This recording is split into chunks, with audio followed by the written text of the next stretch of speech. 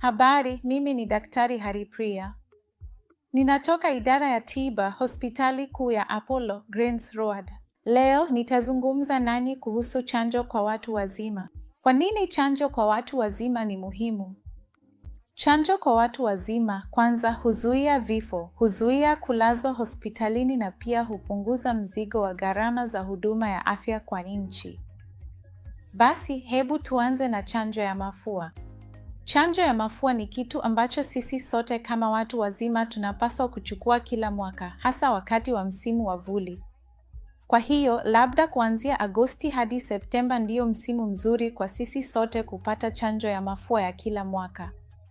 Na hasa watu ambao ni wazee, wenye kisukari, wenye pumu au COPD. Wote wenye hali hizo wanapaswa kuchanjwa mafua bila kukosa. Sasa ni chanjo gani zingine tunazopaswa kuchukua? Tunapaswa kuchukua chanjo ya homa ya ini B, hasa kama tunakabiliwa na hatari ya kuchomwa sindano kwa bahati mbaya. Chanjo ya MR na tetekuwanga pia ni muhimu kwa sababu nazo zinasaidia.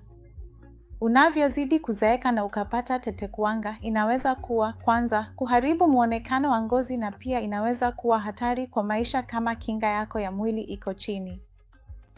Kwa hiyo, hilo ni jambo tunaloweza kuliepuka kabisa kwa kuchukua chanjo. Na sasa, tuna chanjo ya pneumococcal.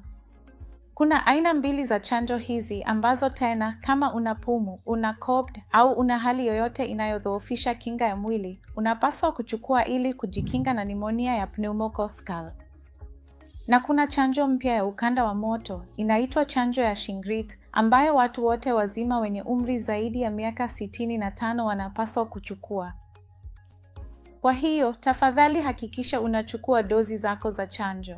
Tafadhali nenda ukamuone daktari wako na natarajia kuwaona nyote ili niweze kuwasaidia na chanjo zenu.